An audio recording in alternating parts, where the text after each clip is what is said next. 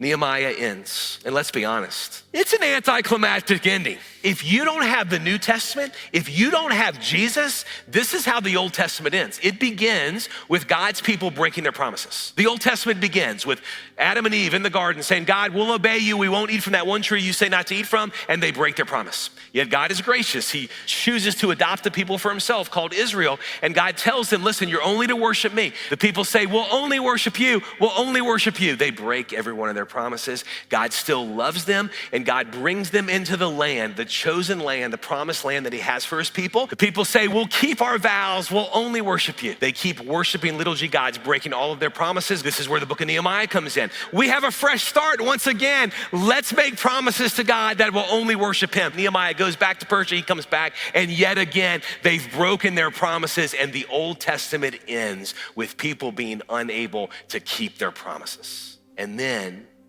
there's 400 years of silence, and then Christmas, and then Christmas.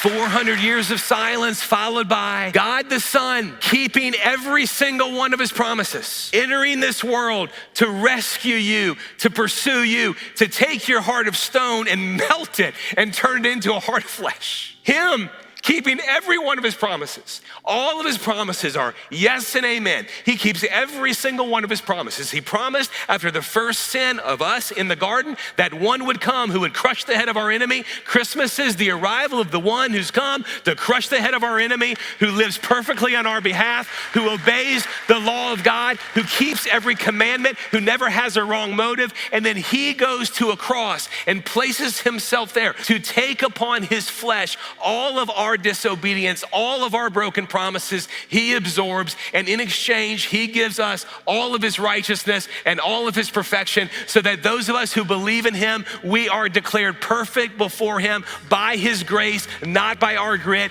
because we have a God who keeps every one of his promises, though we haven't kept any of ours. He is the promise-keeping God, the promise-keeping God.